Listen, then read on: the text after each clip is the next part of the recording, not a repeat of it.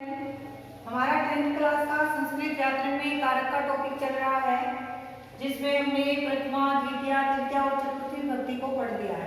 अब हमारा जो अगली विभक्ति है वो है पंचमी विभक्ति अपादान कारक। पंचमी विभक्ति अपादान कारक, यानी पंचमी विभक्ति कहाँ होती है? अपादान कारक में पंचमी विभक्ति का प्रयोग किया जाता है। ठीक है, अब हम सीधे चलते हैं हमारे सूत्र पे। हमारा आज का सूत्र है पंचमी विभक्ति में जो पहला सूत्र है ध्रुवम पाए अपादानम। ध्रुवम पाए अपादानम। इस सूत्र में हमारे पास दो शब्द हैं। अपादान कारक में दो शब्द हैं। कौन से? एक ध्रुवम और एक अपाए। कौन से दो नाम हैं? एक है ध्रुवम, यानी ध्रुवम का अर्थ होता है अवधिभूत पदार्थ। अवधिभूत पदार्थ, ठीक है, ये है हमारा ध्रुवम शब्द का अर्थ अवधिभूत पदार्थ। और दूसरा शब्द है हमारे पास अपाए। अपाए का अर्थ होता है विश्लेष, या विभाग। या फिर इसको हम इस तरह से लिख सकते हैं कि किसी चीज का विश्लेष होना, अलग होना, या फिर उसका विभाग होना। क्या होना? विभाग होना, यानी विच्छेद होना, अलग होना। ठीक है, बस इन दो चीजों को हमें समझना है। इस सूत्र में जो हमारे पास क्या है? ध्रुवम यानी अवधिभूत पदार्थ और अपाय यानी विश्लेष या विभाग, यानी किसी चीज से अलग होना। साधारण शब्दों में हम लिख सकते हैं अर्थात जब किसी वाक्य में, इसको साधारण अर्थों में हम लिखें तो लिखेंगे अर्थात जब किसी वाक्य में, अर्थात जब किसी वाक्य में कोई पदार्थ किसी अन्य पदार्थ से अलग होता है। जब किसी वाक्य में कोई पदार्थ किसी अन्य पदार्थ से, किसी अन्य पदार्थ से अलग होता है, अलग होता है, तो वहां पर जब कोई पदार्थ किसी अन्य पदार्थ से अलग होता है या दूर हट जाता है, उस पदार्थ को ध्रुव कहते हैं। पदार्थ से अलग होता है या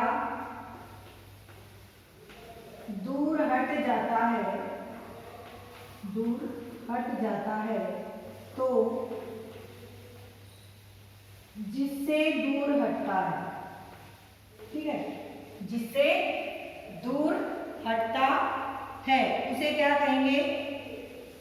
उस पदार्थ को ध्रुव कहते हैं। है तो जिससे दूर हटता है उस पदार्थ को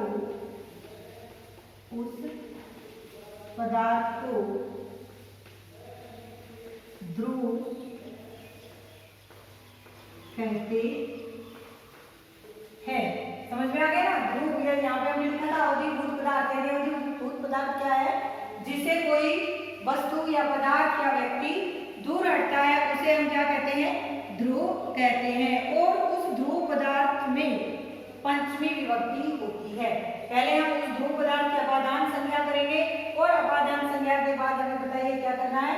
पंचमी विभक्ति करनी है। उस ध्रुव पदार्थ कहते हैं, उस ध्रुव पदार्थ की अपादान संज्ञा होती है। उस ध्रुव पदार्थ की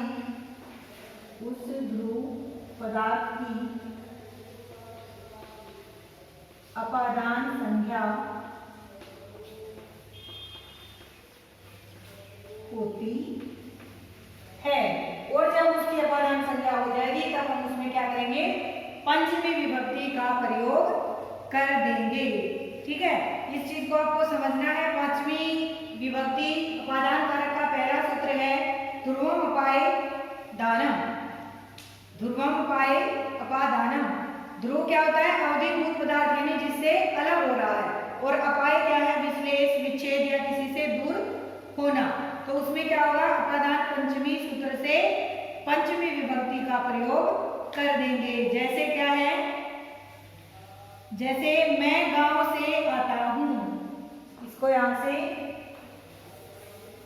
आप उतार लेना, एक बार समझ लीजिए, फिर बाद में उसको दोबारा लिख के उतार लेना। ठीक, साथ के साथ उतारेंगे तो आपको उतना अच्छे से समझ में नहीं आएगा। पहला उदाहरण है, जैसे मैं गांव जाता हूं। ये है हमारा पहला उदाहरण, मैं गांव जाता हूं।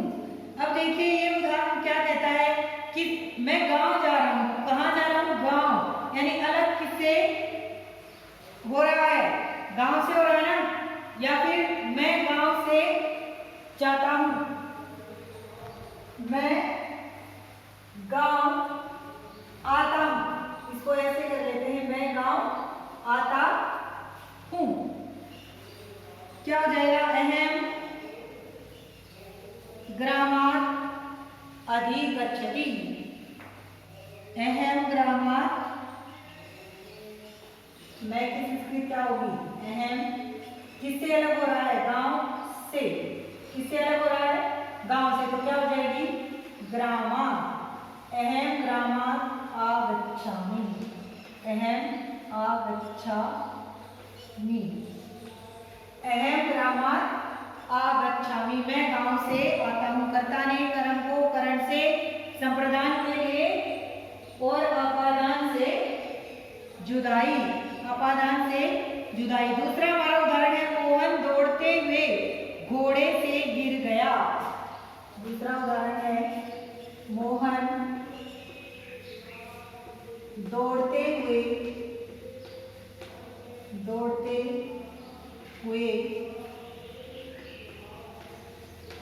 घोड़े से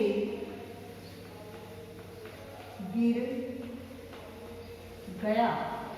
मोहन दौड़ते हुए घोड़े से गिर गया। अब देखिए इसमें किससे अलग हुआ? वो घोड़े से। किससे गिरा है?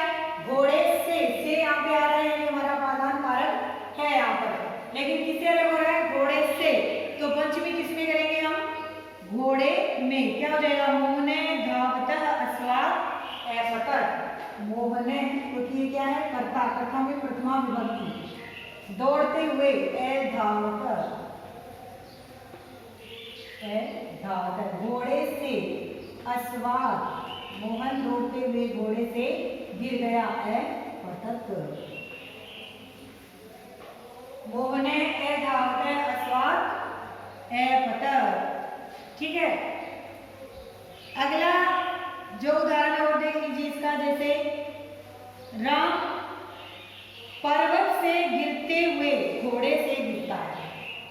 क्या है? तीसरा, राम पर्वत से गिरते हुए घोड़े से गिर गया।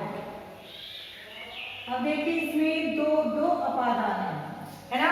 पहला पर्वत से गिरा है, ठीक है, यानी वो घोड़े पे बैठे हैं और घोड़ा उसकी समेत ही पर्वत से गिर रहा है। और फिर क्या हुआ? उस गिरते हुए घोड़े पर से भी क्या हुआ? वो गिर गया। तो यहाँ पे हमारे पास दो अपादान कारक है, तो दोनों में हमें क्या करनी है? पंचमी करनी है। जैसे क्या करेंगे? राम पर्वतात् पततः। पहले पर्वत की पंचमी, राम क्या है? कर्ता। कर्ता में क्या होगी? प्रथमा विभक्ति। पर्वतात्, पर्वत से, पततः।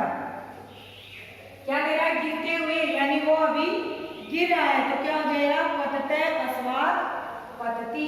चल रही है जो क्रिया, गिरती हुई, यानी पततः, फिर घोड़े से अस्वात् पतति, गया, राम एक वचन है इसलिए पतति, एक वचन की क्रिया। ठीक है, ये हमारे अपादान ध्रुवम उपायदानम सूत्र के कुछ उदाहरण। आगे हमारा दूसरा सूत्र है भित्रा अर्थानाम भय हेतु। ध्रुवम में ध्रुव क्या है? अवधिभूत पदार्थ, यानी जिससे अलग हो रहा है उसको क्या बोलते हैं? ध्रुव बोलते हैं। दूसरा क्या है? अपाय, अपाय यानी विश्लेष, विभाग या किसी वस्तु से अलग होना। ठीक है, अगला हमारा सूत्र है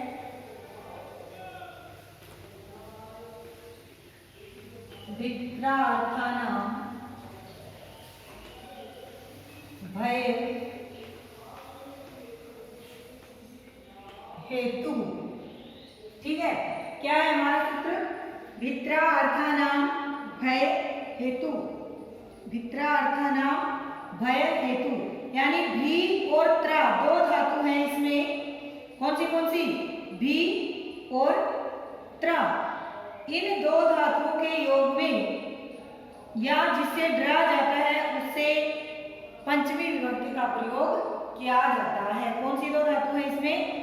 भी एवं त्रा। भी यहाँ पे लिख लेते हैं, अर्थात भी यानी भय और त्रा यानी रक्षा करना, रक्षा करना। दो ही धातु है। कौन सी? भी यानी भय, त्रा यानी रक्षा करना। इन धातुओं के योग में क्या होगा? इन धातुओं के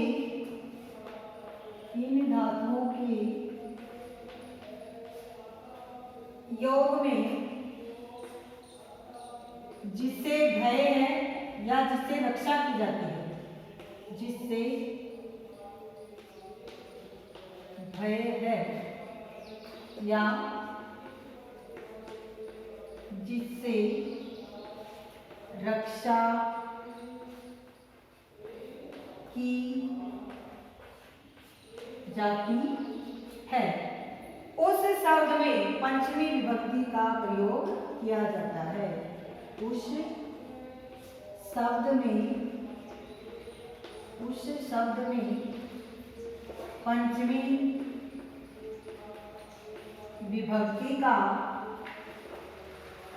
प्रयोग किया जाता है। कब किया जाता है? भी या त्रा। क्या कहते हैं सूत्र? भित्रा अर्थानाम भय हेतु। भी और त्रा, भी यानी रक्षा, भी यानी भय और त्रा यानी रक्षा करना। इन दोनों धातुओं के योग में जिससे भय है और जिससे रक्षा की जाती है उस शब्द में पंचमी विभक्ति का प्रयोग किया जाता है। जैसे बालक सांप से डरता है। उदाहरण देखिए, पहला हमारा उदाहरण है बालक सांप से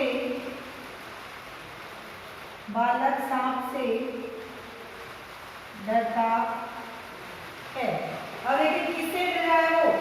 सांप से। और हमने क्या लिखा था कि जिससे भय है उसमें पंचमी करेंगे, या फिर इस से की भी आप पहचान कर सकते हैं। कर्ता नहीं करण को करण से संप्रदान के लिए अपादान से, करण में भी से है और अपादान में भी से है, लेकिन देखना ये है करण एक साधन के रूप में होता है, यानी इसका प्रयोग करते हैं, और जो ये अपादान का सहयोगी है उसे अलग होने के लिए या उसे विच्छेद के लिए प्रयोग होता है। तो इससे को हमें पहचाना है। अब बालक डर रहा है, किससे डर रहा है? सांप से। तो पंचमी किसमें होगी हमारी? इसी में होगी। बालक करता है तो प्रथमा बालकर सर्पा विभेति। बालक सर्पा विभेति, बालक सांप से डरता है। और देखिए उदाहरण जैसे मृत्यु से भय नहीं है। मृत्यु से दूसरा हमारा उदाहरण है, मृत्यु से भय नहीं है। मृत्यु से